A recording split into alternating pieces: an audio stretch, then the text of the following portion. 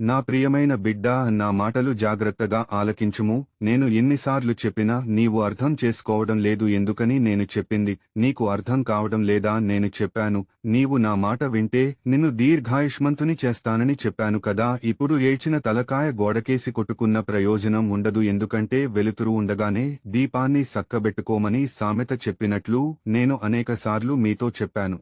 అదేమిటంటే, మద్యం వలన కలుగు నష్టాలు గురించి. నీవు ప్రొద్దుట మంచం మీద నుండి లేచిన కాడి నుంచి రాత్రి పడుకునే వరకు త్రాగుతూనే ఉంటావు. ప్రతిరోజూ ఇలానే తాగుతావు. తిండి సరిగ్గా తినవు, నిద్రపోవు. అలాంటప్పుడు నీ ఊపిరితిత్తులు కుళ్ళుపోతాయి అని కూడా చెప్పాను. అయినా నీవు వినకుండా నీ ఇష్టం వచ్చినట్లుగా తాగుతూనే ఉంటావు. నీ దగ్గరికి నీ భార్య కూడా రాదు, నీ పిల్లలు రారు, నీ తల్లిదండ్రులు రారు, నీ అత్త మామలు రారు, నీ అన్నదమ్ములు రారు, మీ అక్క చెల్లెళ్ళు రారు, నీ తోబుట్టువులు రారు, నా వాళ్ళు అనుకున్న వాళ్ళు కూడా నీ దగ్గరికి రారు. నీవు త్రాగితే వరుస వాయువు లేకుండా తిడుతూ ఉంటావు. మంచి ఏదో చెడు ఏదో తెలియకుండా మాట్లాడుతావు. ఎవరైనా త్రాగవద్దు అని చెబితే వాళ్ళు తిడతావు. ఈ మద్యం త్రాగడం వల్ల నీ దగ్గరికి ఎవరు కూడా రారు. అది నీకు తెలిసిన విషయమే. పరిశుద్ధ గ్రంథము తెలిసి వాక్యమును సదువుము. సామెతల గ్రంథము 23వ అధ్యాయము 21వ వచనము మరియు 30 వచనము నుండి 35వ వచనము వరకు. త్రాగుబోతులను, తిండిబోతులను, దరిద్రులగుదురు, నిద్రమత్తు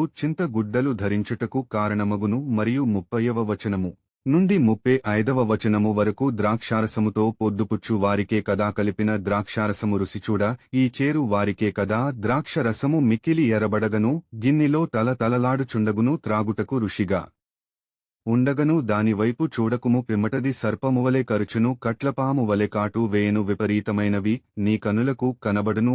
నీవు వెర్రి మాటలు పలుకుదువు. నీవు నడి సముద్రమున పండుకును, వానివలె నుందువు. ఓడ కొయ్య చివరను పండుకుని వానివలె నుందువు. నన్ను కొట్టిననను నాకు నొప్పి కలగలేదు, నామీద దెబ్బలు పడినను నాకు తెలియలేదు. నేనెప్పుడు నిద్ర మేల్కొందును, మరల దాని వెదకుదును అని నీవనుకొందువు. నా బిడ్డా, నేను లేఖనములు చూపించి చెప్పి నీవు బాగుండాలని మీరు కోరుకుంటూ నీకు ఈ మాటలు నా శిష్యులు ద్వారా తెలియజేశాను. వారి మాట పెడసెవిని పెట్టావు.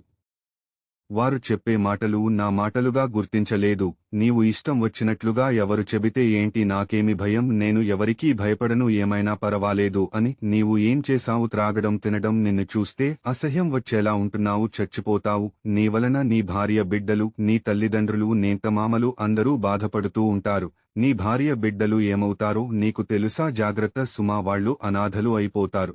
తల్లిదండ్రులు గాని అత్తమములు గాని ఎవరో చూడరు. అందుకని నీవు త్రాగుడు మాని ఆశీర్వాదకరముగా ఉండాలని కోరుకుంటున్నాను. ఆమెన్.